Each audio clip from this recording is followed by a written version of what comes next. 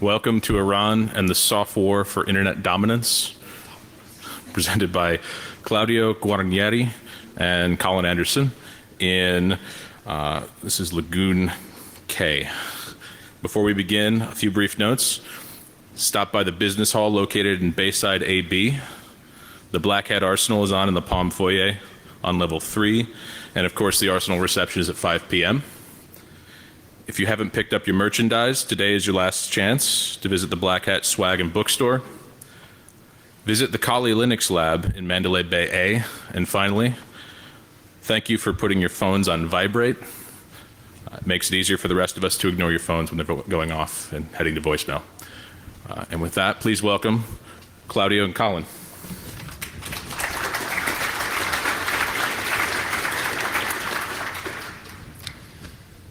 Can you guys hear us fine? Yes? Good, okay. Thanks everybody for coming. Welcome to our talk. As said, Iran and the Soft War for Internet Dominance. We have a lot of slides, so we'll try to go through fast enough in case we're too fast. At some point you'll have the video recording so you can go with slow motion with it. A bit of introduction. So I'm Claudio, I'm a technologist at Amnesty International. I'm also a research fellow at the Citizen Lab at the University of Toronto. And some of my projects include Cuckoo Sandbox, Viper, Malo.com. Is there a Cuckoo Sandbox user here? Raise your hands. Yeah, good. I'm Colin Anderson. I come from a network systems research background. My nexus into this is that particularly the issues that are interesting from a network research field are issues of censorship, issues of surveillance, issues of control, which are uniquely manifested in Iran. So if you go back, I have about 7 years worth of research on looking at forms of censorship, mechanisms of censorship in Iran and its manifestations. And the intent really is to work with civil society organizations, particularly those that are policy facing, so that we can bring in technicalities, technical research into a public awareness and a public policy making process. A little bit of due disclaimer. So me and Colin have been working on these topics for quite a while, actually, for a few years. And this research is part, actually, of a larger body of work, which will come out in full in some weeks. So for clarity, the work that we've done in this presentation is completely independent from our respective affiliations, and same goes for personal opinions.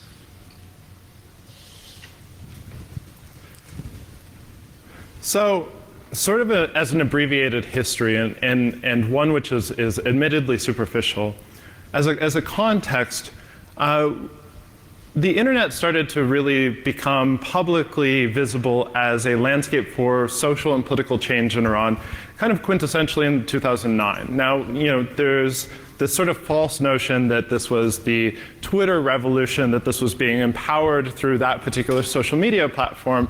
And there's a lot of pushback to say that, okay, that's a bit reductive. No one was really, tweeting in Persian during that time.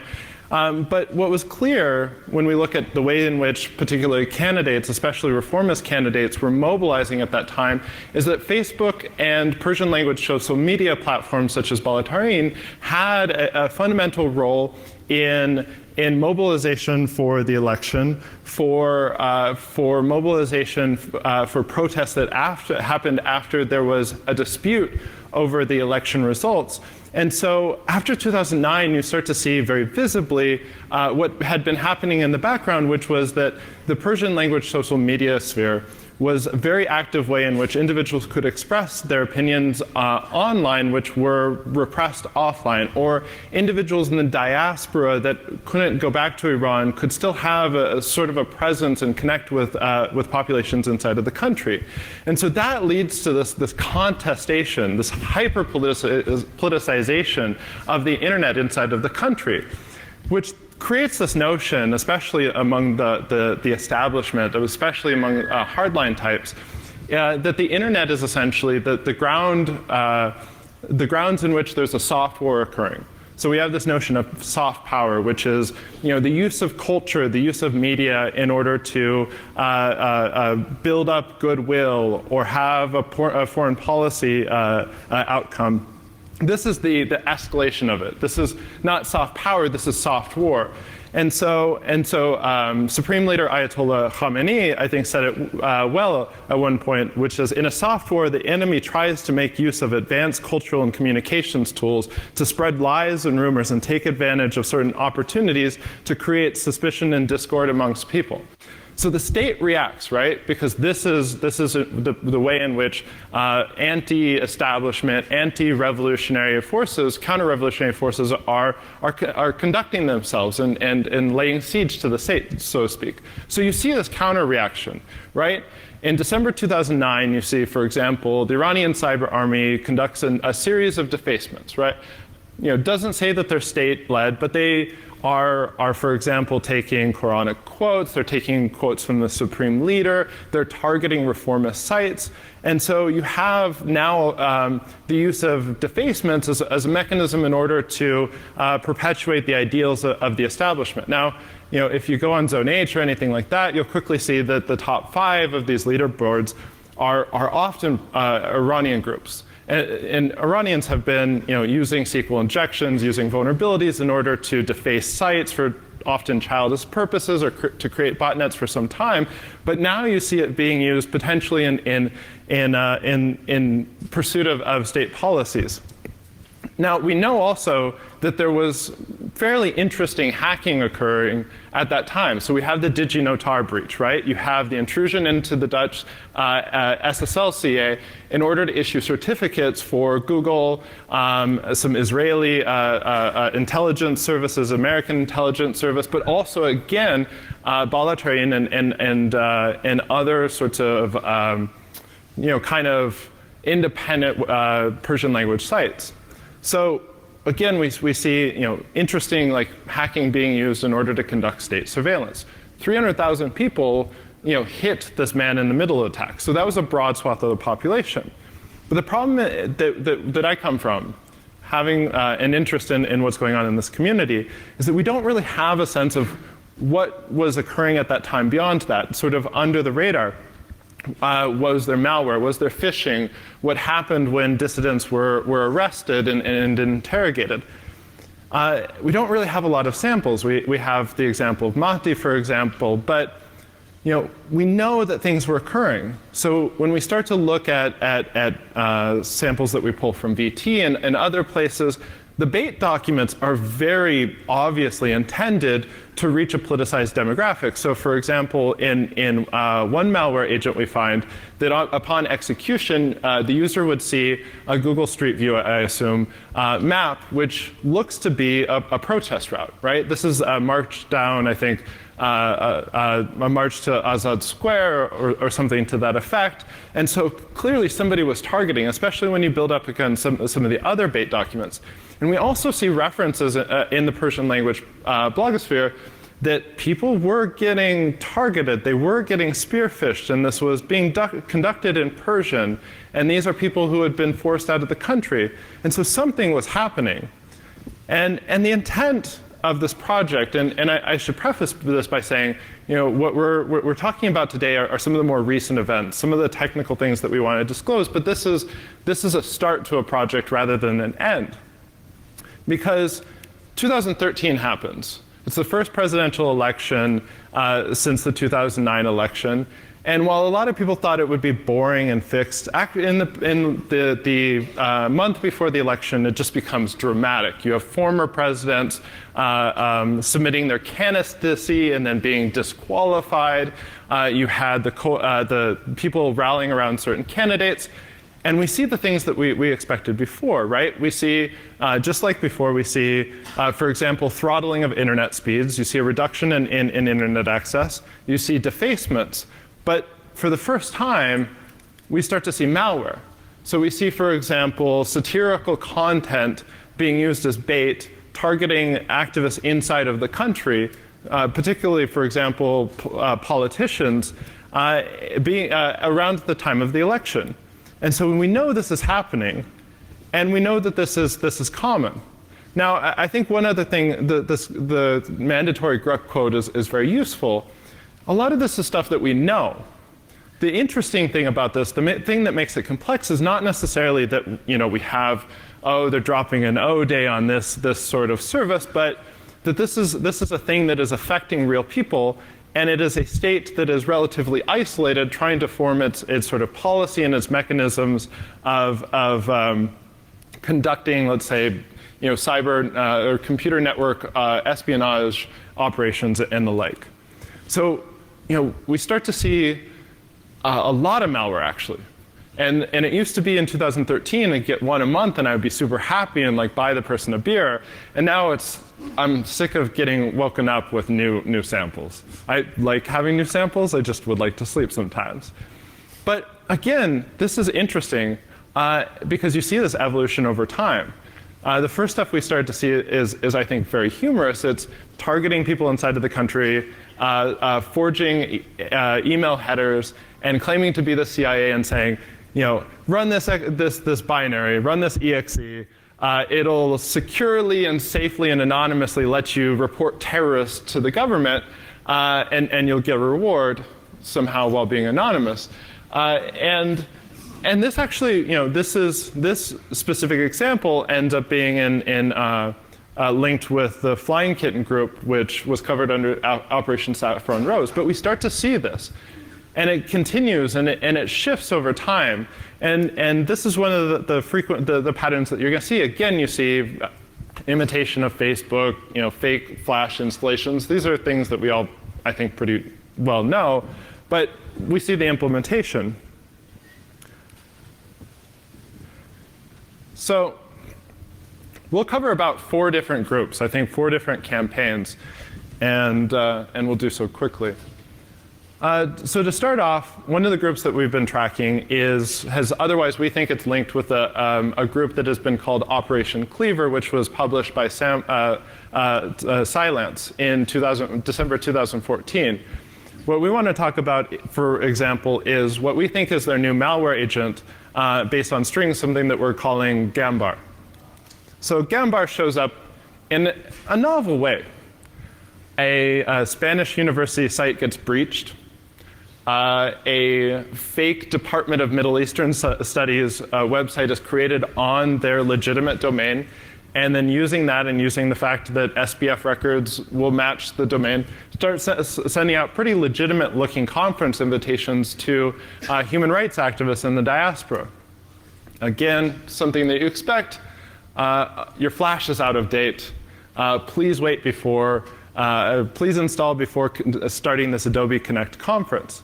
This starts to go out massively to human rights activists. So in the case of Gambar, the features that it provides are pretty much the ones that you would normally expect from these types of attacks. This is kind of condensed description of what it's generally capable of. It's capable of self-destructing, spawning a shell, taking screenshots of the desktop, shutting down the computer, rebooting it, so on, logging off the user, locking the computer, intercepting and setting the clipboard accordingly, even turning on and off the display for whatever reason, and certain features that are introduced inside the code base but not quite implemented yet include enable, disable the mouse and the keyboard, enable or disable the desktop, whatever that means, and eventually trigger a PSOD. So relatively common features that you find all over the place. The way that we've seen it distributed to different networks and different people that we have contacts with, and distributed in different forms. One of the first iterations of it was kind of implementing part of the features without actually having all of them right at the time, but still showing a certain level of attention to detail, at least compared to previous versions of malware that we believe are being associated with the same actor. And some of the tricks that they do, for example, they don't store any of the data that the keylogger collects on disk unless the command and control is not available. It's all written in C#. It's pretty common across all the different groups that we see coming from Iran. The general default is custom developed backdoor, either in Delphi or C# or languages of this type. It's very rare actually to see off-the-shelf malware. We have a few examples of that, but generally speaking, that would be the exception. So in this case, you see like implementation of it. It checks whether the endpoint is available or not.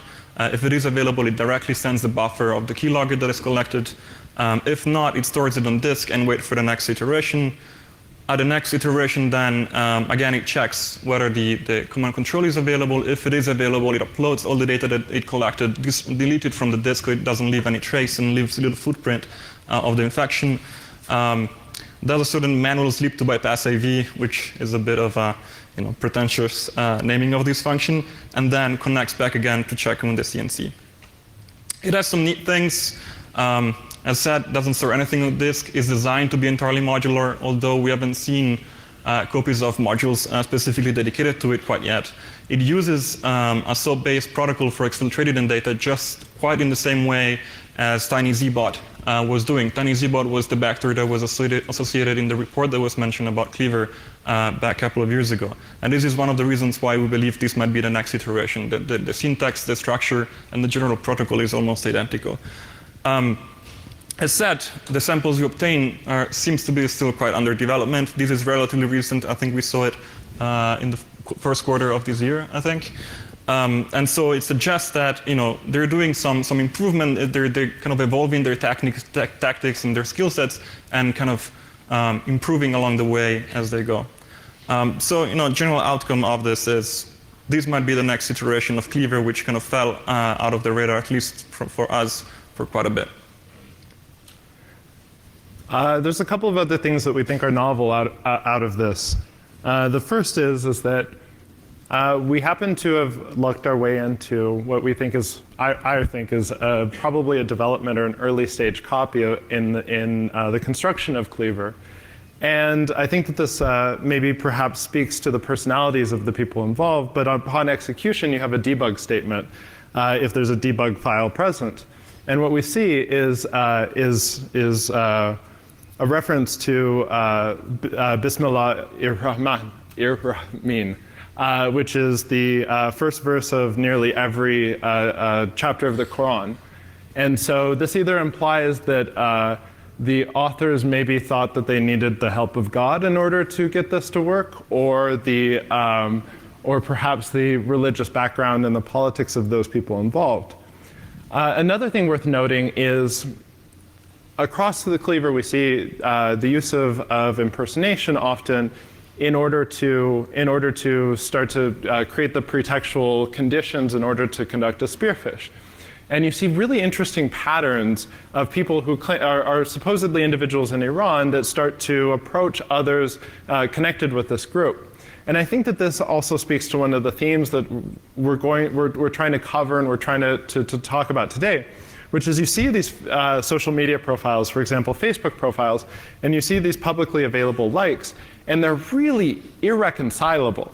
So you have a person who says, I'm interested in world peace and human rights and development, and then their Facebook likes are an organization that has been written about hardline press and accused of being a front for US aid.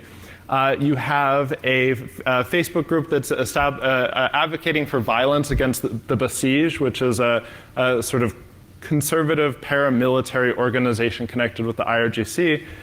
You see women's rights groups. And then you also see Draken International Aerospace Defense Firm and Barrett Ammunition Company. It's a surprising set of interests for an individual inside of Iran. And this is repeated. This is really common. So we see concurrent targeting using the same resources of both human rights activists as well as potentially, it seems, the defense industrial base. So just to sum up, we see active in sort of social engineering. We see a focus on that. We see the development of their own toolkit, which is rudimentary, but it's getting better over time. If Gembar is an evolution of TinyZbot, it does seem to be better programmed, more of a thought about its operations. So another group that we want to cover, which is newer, is a group that we're sort of tentatively calling CIMA based off of some document metadata. So CIMA comes in early February with much better social engineering skills, much better English than we had seen previously from any other group. And we see a really consistent use of real identities, creation of kind of compartmentalized emails for all of these attacks. But we see, for example, impersonation of Human Rights Watch in order to develop, to deliver malware, which is essentially just .scrs posing as documents. Unfortunately for them, we don't see a lot of attention paid to their back-end infrastructure, and we start to see their patterns and broader targeting. And through their organization, we understand these patterns over time, which we'll get to in the next slide. But again, what's interesting is you have, for example, impersonation of the DHS, claiming to be notifications about green cards for people who often have issues with immigration status, targeting of that sort of like vulnerability in order to deliver malware. So who was CIMA targeting? Well, within the infrastructure that we saw, the attacks that we were directly witnessing through receiving copies of the spear phishing attempts, CIMA seemed to be awfully interested in women's rights activists and human rights activists. And so across our samples, again, we can pull some of these samples from the back-end infrastructure, and we can start to see what they impact, to see what the types of demographics that they were speaking to. And we see, for example, people who might be interested in, for example, Iran pressing Afghan refugees into the Syrian conflict. And actually, in this case, what was interesting is that the individual who received this, a couple of hours before they received the email, had retweeted or tweeted something about this very issue. So you saw the individuals actively monitoring their targets and then responding very quickly to their perceived interests in order to touch on these things.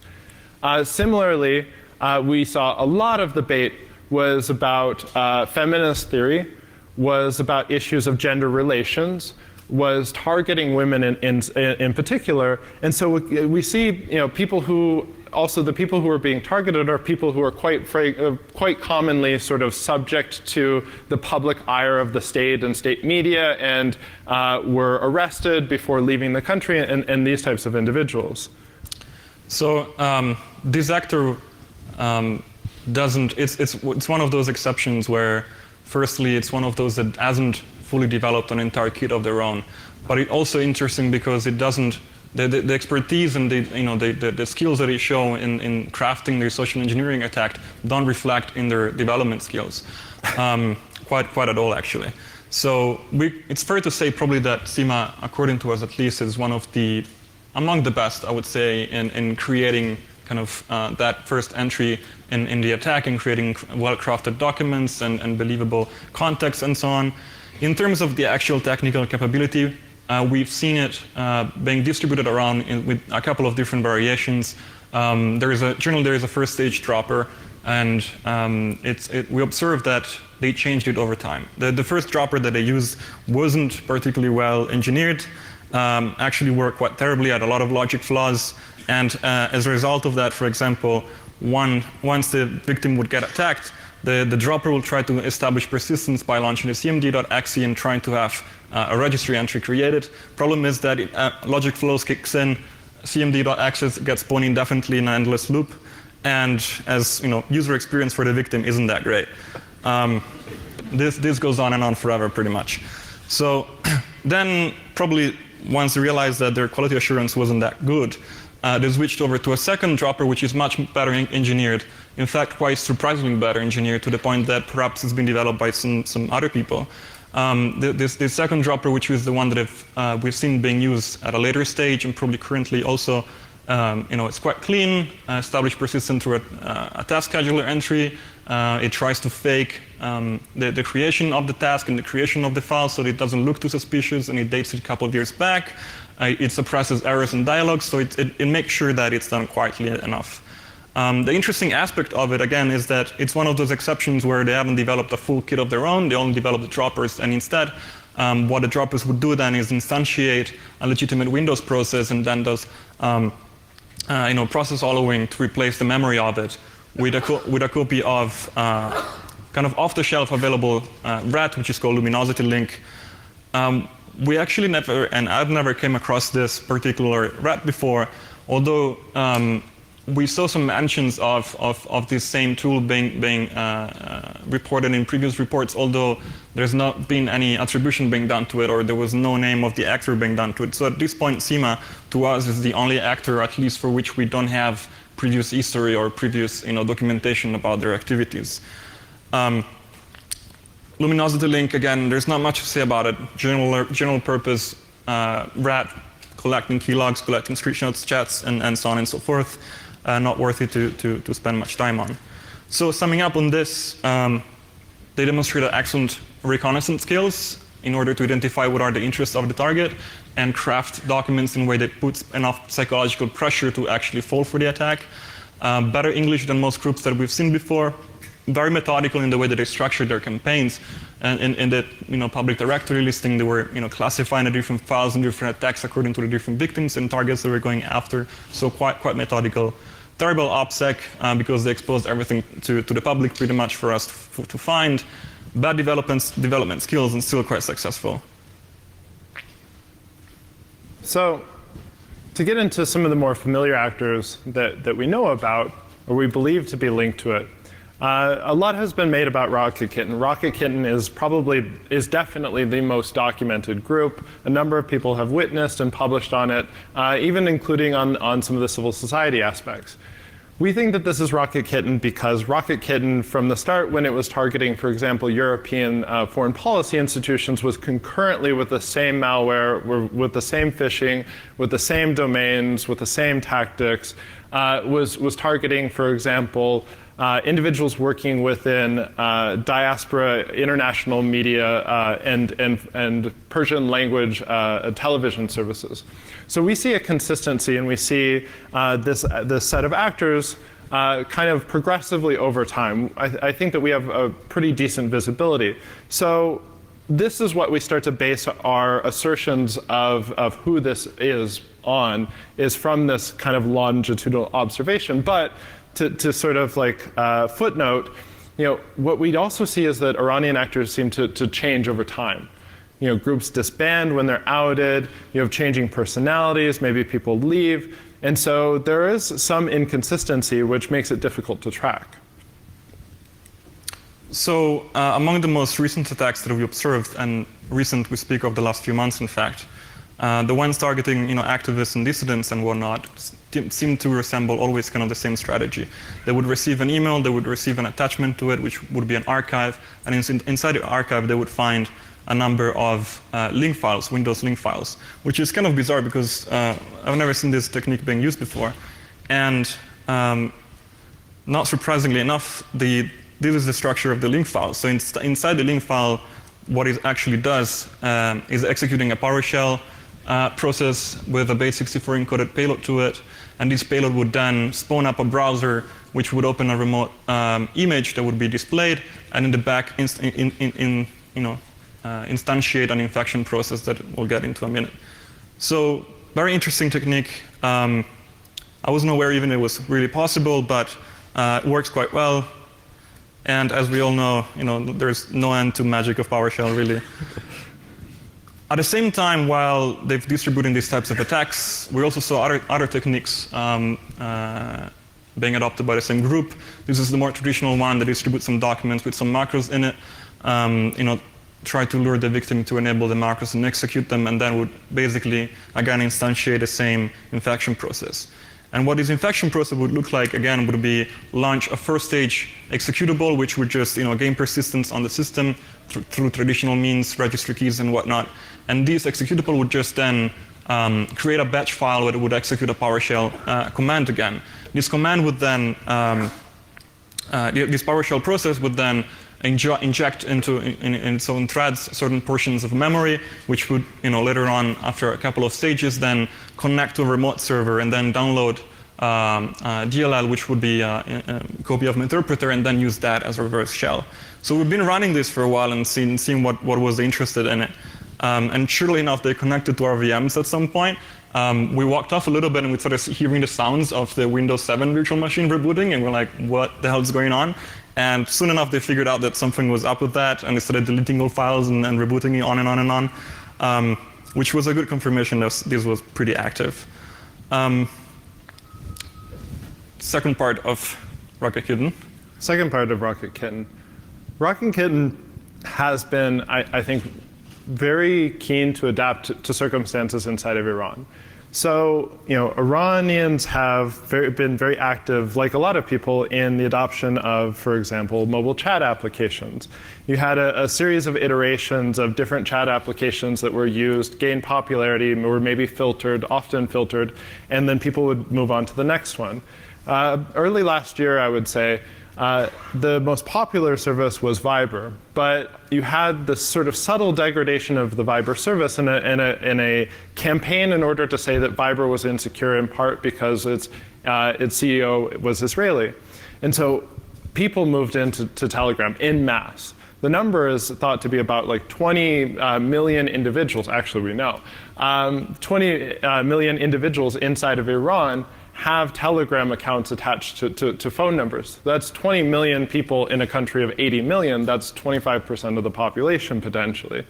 And even more through the diaspora that wanted to chat with those individuals. So this became a mechanism, again, because it was unblocked for sort of the free flow of information in order to access content, have communications that people thought were secure. And then we see a response. Similar to other things, we see a response from the state. We see reports of people's Telegram accounts being accessed upon arrest. We see people all of a sudden losing access to their accounts. And this starts to imply that there has been this response, an interest in what's going on, and a change or an adoption of new strategies in order to get access to those accounts. And we happen to know a fair amount about how Rocket Kitten operates. We have some visibility into their movements in these sorts of issues. And we start to see the creation of mechanisms in order to conduct spear phishing. We see the perfection of social engineering methods in order to coerce somebody or coax somebody into handing in their one-time or their password to log into their account. And we start to find the infrastructure. A peculiar event occurs around this time. Somebody gets spear phished, again from a link that looks like Rocket Kitten's, all of the other links over the past 2 years. And there's a host that was previously attached to it, and that host has open public directories. And in that open public directory, we start to find some interesting logs. And the logs start to look like a bunch of user IDs and phone numbers. In fact, it's about a little over 15 million user IDs. And I didn't catch it before it went down. It was probably ended up being 18 million user IDs and phone numbers, plus 98 phone numbers, clearly Iranian numbers. You start plugging them into Telegram, you see they all have Telegram accounts. You start to find that the PHP scripts that they're writing in order to empower this infrastructure, and it's very clearly querying Telegram and related to Telegram's data. You start using the API keys, and there are words like Godrat, empower, right? Shaftul, Pashmul. And so you have Persian language slang, Persian language words used in this infrastructure connected to Rocket Kitten. And this starts to provoke an interesting question. What's going on? And what we start to understand by parsing out these logs is essentially what had happened in just one host even. You had somebody registered a bunch of API keys, we think for the bot API, and just burned through them at as quick of a rate as possible, enumerating about, I think, 3 million telephone numbers, brute force per day, and just mapping out the entirety of who inside of the country has Telegram accounts. I think this is useful information. It's not a breach. It is an abuse. And it is certainly information that is useful for example, in the case of if you are trying to map out a social network structure after you've arrested somebody, if you want to start to understand who has what inside of the country. That is a very good intelligence operation. So this matter has been publicized a bit in the last few days, and it got a lot of attention and Telegram issued a response to it. And we need to kind of dissipate some confusion around this because it's important to make it clear. Telegram did not get breached. Telegram's infrastructure did not get compromised. We have no knowledge of this happening. There is, however, there's been a bunch of media reports that have been suggesting this. This is not the case, and this allegation should be corrected because they're inaccurate. As Colin said, what we observed was a systematic abuse of the service, which is a completely different matter. So Telegram responded basically saying, yes, we've been aware of these SMS hijacking attacks. It's not new, which is true. There's been documentation of this for the last few months, at least since November the last year. And they also confirmed that they acknowledged that they were aware of this systematic crawling, basically, of Iranian phone numbers to identify Telegram users. One thing that we want to stress out is that this is, at least in our mind, nothing to brush off that easily. If you combine the fact that there's a state which has concerning records of human rights abuses and political suppression, if you combine that with the capability of performing SMS hijacking of that kind to take over a Telegram account with a systematic enumeration of the entire user base of a nation, that's a concerning thing. And particularly if the service provider is aware that these attacks have been going on for a while, the fact that it's being extended to the point where they wanted to identify the entirety of the Telegram users inside the country should be something of an alert that it's critical enough to notify the users, and this did not happen, which we believe is a problem. However, summing up on Rocket, they have very diverse activities, which makes it a very interesting actor to follow. They adopt very interesting tricks. They demonstrate to be very experienced attackers. They do quite consistently make use of publicly or semi-publicly or commercially available penetration testing tools. And recently, again, in these last few months, we observed them just making use of Metasploit quite effectively. In the past, there's been reports of them using a pirated copy of Core Impact, for example. They're very active as we speak. And at least for us, it's one of the most concerning groups because of these previous points all combined.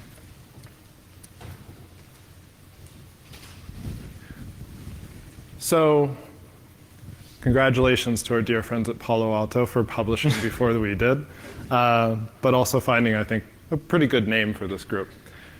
So one of the groups that we also started to see, actually as early as 2013, was the IMPI group.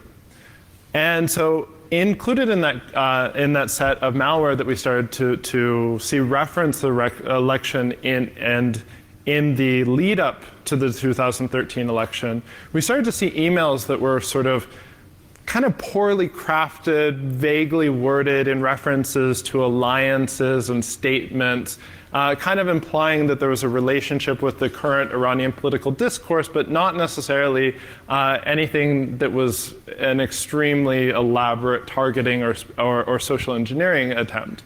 In fact, we start to find that IMPI goes back even further. The blog post that I referenced from 2011 targeting the blogger seems to also be the IMPI group. Actually, IMPI goes even further back, and we find it as early as July 2010. And this starts to bear out some of the other things that we start to come across that is interesting and kind of, I think, shapes the way that Iran's activities online or Iranian intrusion attempts campaigns are seen.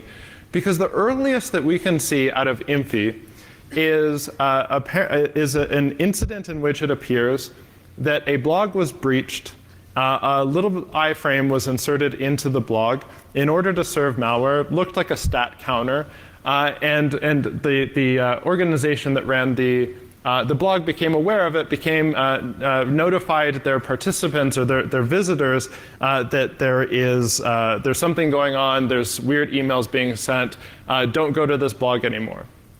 Now, what's interesting about this, I think uniquely, is that this is an organization called Jundala. This is a Baluchi separatist organization that is engaged in violence against civilians and against border patrol agents over the past decade.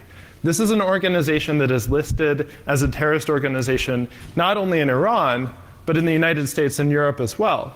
And so what you see is Iran is actually not just going after human rights activists or the military industrial firms, but also they're going at these targets that we kind of have allowed space for, terrorist organizations. It starts to sound pretty familiar. And so this goes forward. We see these watering hole attacks go up to 2015. And we also see actually in the lead up again to the February 2016 Majlis election, which again had a remarkable amount of mobilization, we see improvements. We see, for example, when a prominent establishment figure gets disqualified, there's an immediate response. There's a malware that goes out in that respect.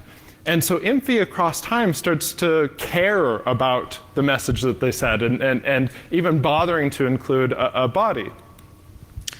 So there's an interesting consideration to be made, not just on IMFI, but also of all the other groups that we've seen so far, is that in none of the cases that we have come across in this particular set, exploits have actually been used. Never happened. They've always been using different social engineering tricks and different techniques of different types, and IMFI is no different. So in this case, the general modus operandi of the group is crafting, again, malicious documents that would not leverage specific vulnerability in Office, but they would rather embed OLI packages inside the slides, most cases being PowerPoint presentations, and then configure them as such that at the opening of the slide deck, an animation would trigger that would then execute the OLI package. I'm still baffled a bit by the idea that there's animation to execute binaries in PowerPoint. I don't really fully understand the legitimate use of this, but it's quite interesting. And it's also a bit telling in the sense that by embedding these OLI packages, these executables fundamentally, the usernames, the full path of the original file is embedded in the documents, which reveal basically the usernames of the accounts of the attackers that have crafted the documents. And in all these cases, they're basically really just shared references. Interestingly, at some point during the process of us kind of monitoring this group, which we've been looking for quite a while actually, the attackers starting encountering some operational troubles. Some of their CNC domains started getting blacklisted by antiviruses and security products, and it's problematic for the success of their operations. And so as a first reaction to this, we see them actually starting to contact all these different security vendors. So they've started contacting McAfee and Sophos on their forums and going out and say, hey, you did a mistake. Our domains are totally legitimate. You should definitely remove them for your blacklists. They don't fly very high. They got a couple. They did a couple, actually. There was a couple of that did, in fact, remove the domains from the blacklist, which is quite interesting.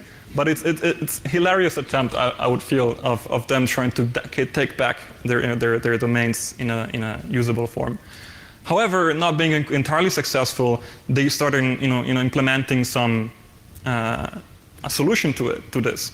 The solution was updating the malware in a way that it would implement a domain generation algorithm that would trigger, regardless, basically, with a new domain pretty much every day.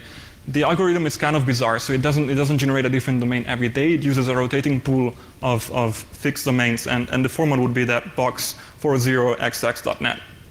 So the first mistake is that, again, they use a fixed pool. The second mistake is that the DGA domains, which normally would be triggered, would be connected to if the primary CNC is not responding, they are actually triggered and they're connecting back to them regardless. So even if the primary CNC is up, the malware would connect to the primary CNC and then connect to the DGA too. Unfortunately for them, when we realized this, we saw that only one of these domains were actually previously registered. So we took pretty much all of them, almost all of them, and started syncalling the entire thing since December 2015. Interestingly enough, they didn't notice for 6 months. We set up a very professional syncall camouflage. So if you go to the DAG domains that we were syncalling, you would see these kind of domain squatting pages with, if you want to buy this domain, contact us at this address. So by syncalling all of these DGA domains, then at some point, almost immediately, we start seeing all of the infected computers beaconing back to us, and there's a lot of it. In beaconing back to us, it gives kind of enough details in some cases to give us an idea of who the targets are. But it's a large amount. We've seen between 200 and 300 at a specific point, and quite interestingly distributed.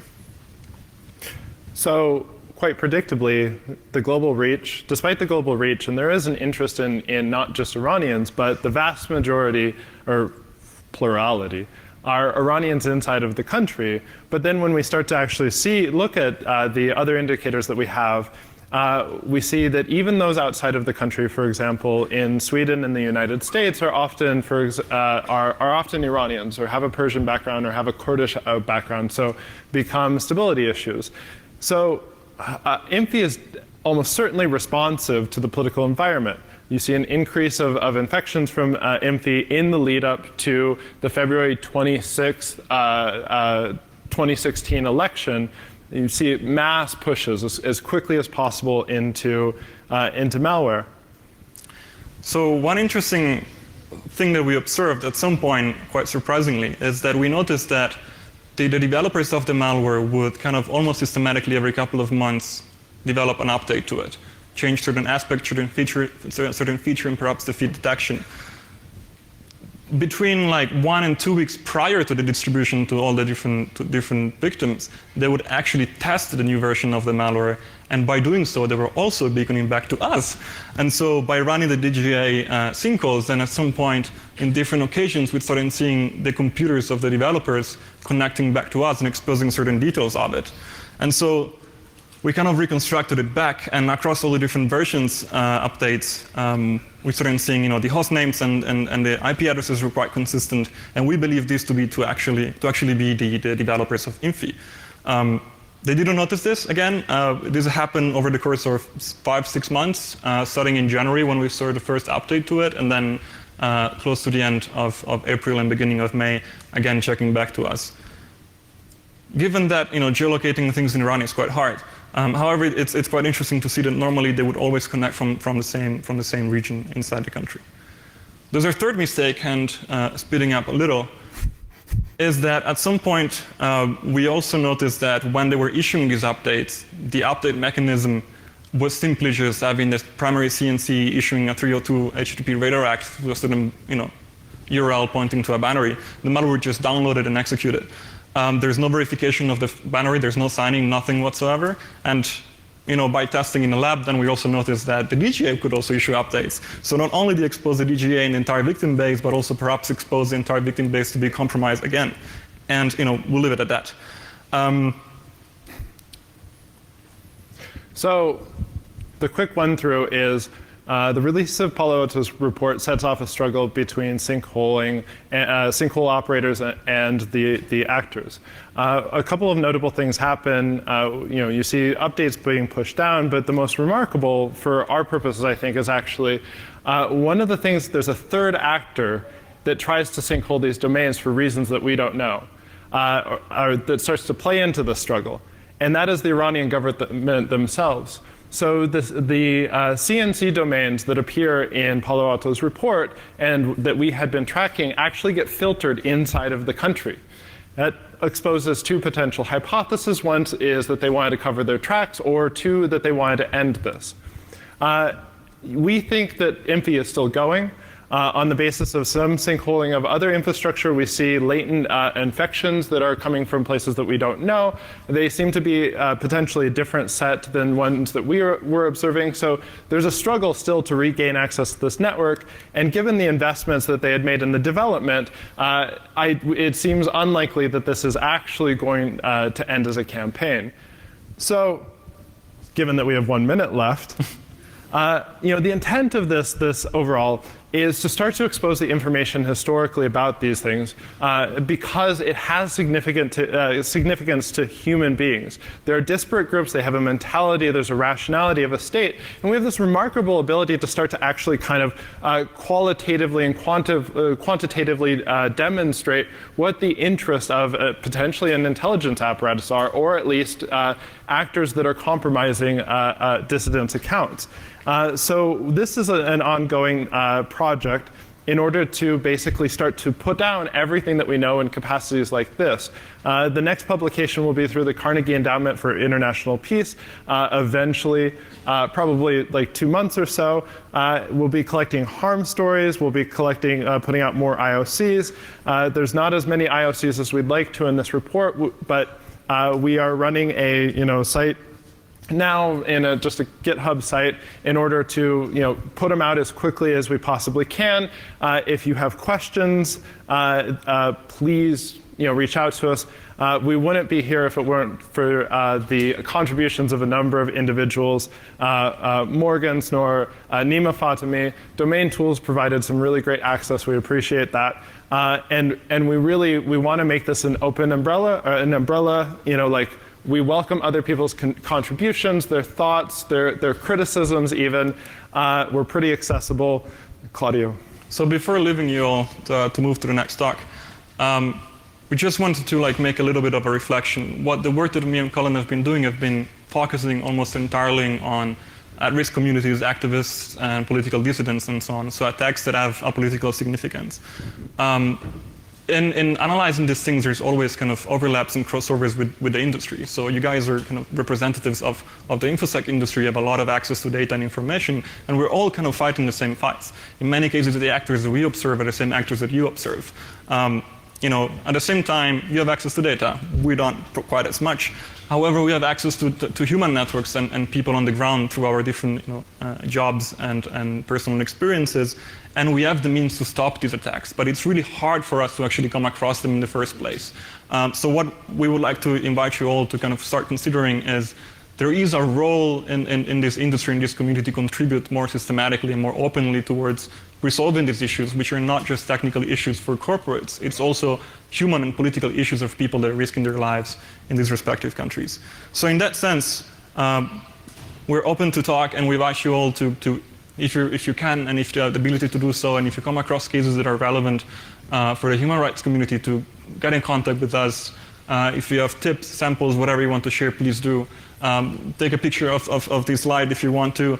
And with that, we'll leave you. And thank you all for coming, and hope you appreciated the talk. And